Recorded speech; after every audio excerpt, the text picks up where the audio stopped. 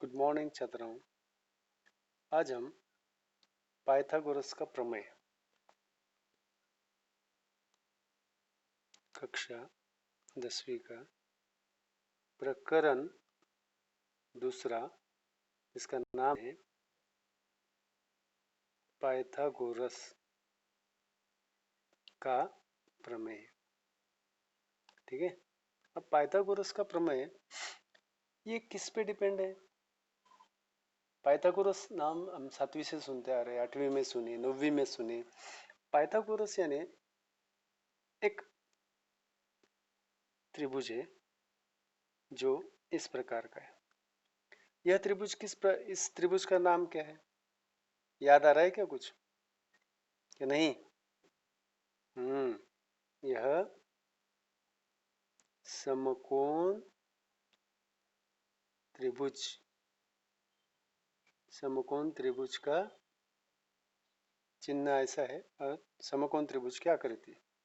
अब समकोण त्रिभुज की आकृति है तो हम इसको क्या करेंगे? नाम देंगे ए बी सी। समकोण त्रिभुज में ए बी सी नाम देने के बाद कोण ए बी सी बराबर कितने अंश का है? 90। ये कैसे तय हुआ? ये जो यहाँ पर हमने बनाई चौकट, इससे तय हुआ। ये ए बी सी 90 अंश का है। अब 90 अंश का जो होता है वो समकोण त्रिभुज होता है। फिर जो 90 अंश के सामने की भुजा है उसको क्या कहते हैं हम? सामने की भुजा यानी ये, इस भुजा को क्या कहेंगे? याद आ रहा है क्या कुछ? नहीं? चलो लिखते हैं हम। इसको कहते हैं कर्ण, है ना। और इसकी संलग्न भुजा, संलग्न भुजा कौन सी होंगी? ये इसकी ये भुजा है ना। एक मिनट, ऐसे बना संलग्न यानी इसकी ये सामने वाली भुजा और ये एक भुजा और ये एक भुजा। इन भुजाओं को क्या कहेंगे हम? बी सी और ए बी को समकोण बनाने वाली भुजाएं, है ना। समकोण बनाने वाली भुजाएं। अब यहाँ पर दो ही बातें स्पष्ट होती है। कौन सी? एक तो समकोण बनाने वाली भुजाएं और दूसरा समकोण। और उसके बाद मैंने क्या कहा यहाँ पर? ये फिर से मैं आरोप थोड़ा बड़ा बता देता हूँ। सम्मुख भुजा क्या है? कर्ण। अब हमें दो शब्दों का बड़ा काम है। एक कर्ण और दूसरा समकोण बनाने वाली भुजाएं, है ना। अब ये दो शब्दों का बड़ा काम है। अब ये दो शब्दों का काम जो है वो किस प्रकार से है ये देखेंगे। ठीक है। फिर अब इसको मिटाऊँ क्या मैं? मिटाने को ज़्यादा टाइम लगेगा, इसलिए पूरा कैंसिल करता हूँ और फिर से नहीं पेन लेता। अब समकोण बनाने वाली भुजाओं का और कर्ण का क्या काम है ना। तो इस समकोण त्रिभुज में ए बी सी, है ना, समकोण बनाने वाली भुजाएं ए बी और बी सी और ये कर्ण। तो हमें 7वीं 8वीं या 9वीं में हमने देखा था कि कर्ण का वर्ग बराबर आधार का वर्ग प्लस ऊंचाई का, ऊंचाई लिखा है मैंने, ऊंचाई का वर्ग, है ना। ये सूत्र था।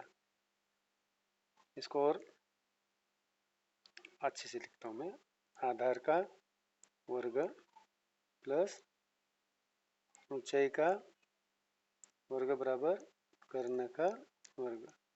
कैसा भी लिखो, अर्थ वही आने वाला है। अब ऐसा लिखने के बाद मुझे आप बताइए कि इस आधार और ऊंचाई यानी क्या है? समकोण बनाने वाली भुजाएं, है ना। यानी मैं यहाँ लिखूं तो समकोण बनाने वाली भुजाओं के वर्गों का योगफल यह कर्ण के वर्ग के बराबर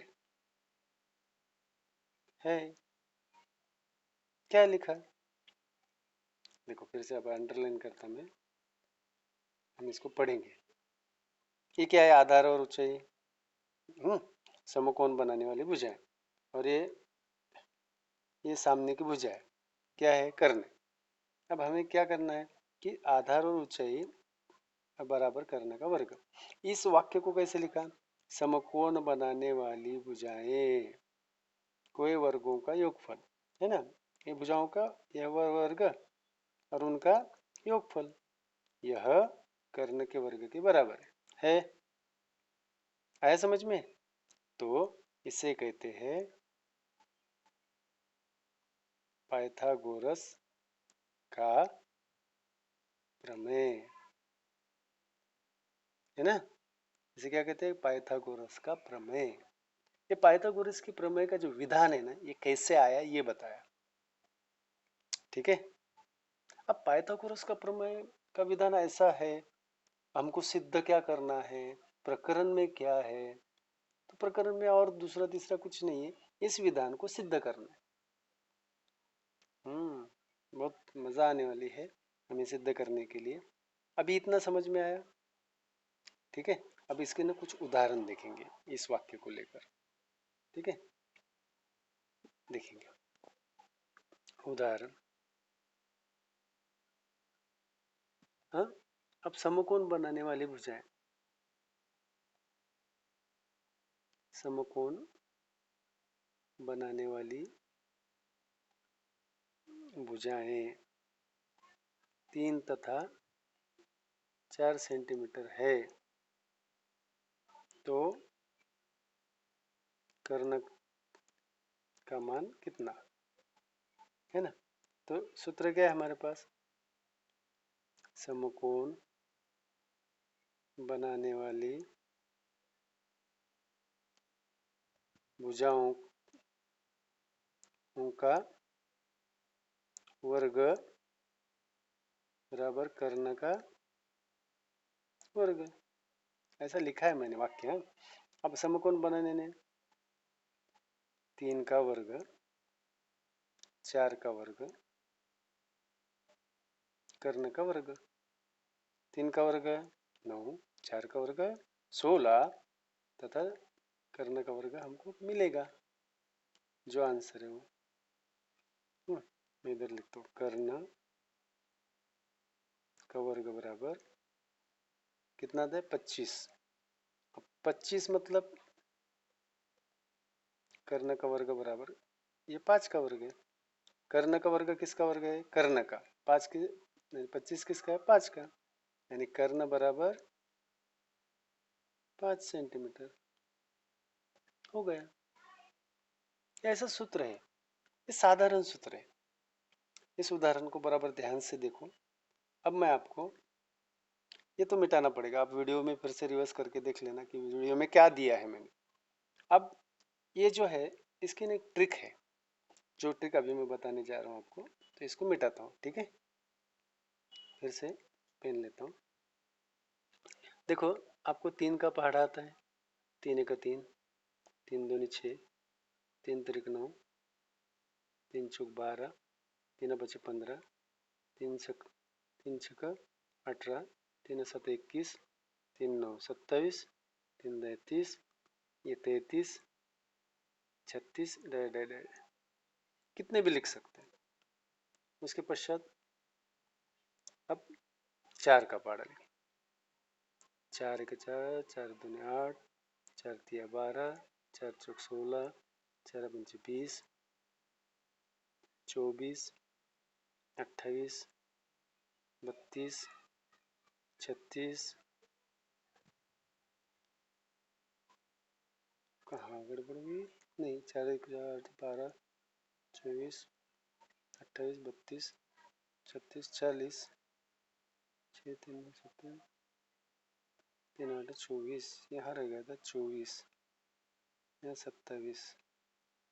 काम करता हूँ मैं, मिटाता हूँ मैं, गड़बड़ यहाँ हो गई थी। चलो होता है, देखो गलत होऊंगा तभी तो सुधरेंगे, लिखते लिखते गड़बड़ हो चुकी थी। अब चालू वीडियो में करना पड़ रहा है जाने में, क्या करते इसको। कितना है इसका कलर? पर्पल था। 3 8 24, 19 27, 33, 33 डैश, और इसको आगे रेड में लिखा था 44 लाइक थे। अब इसके बाद ग्रीन कलर 5 का, 5 2 10, 5 3 15, 5 6 20, 5 5 25, 5 6 30, 5 7 35, 5 8 40, 45, 50, 55 डैश, ऐसा आपको लिखना है। तो पाइथागोरस का प्रमेय और इन पहाड़ों का क्या संबंध है? देखिए 3 और 4 है ना।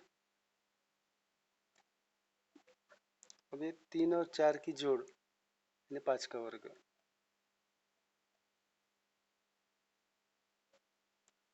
है ना।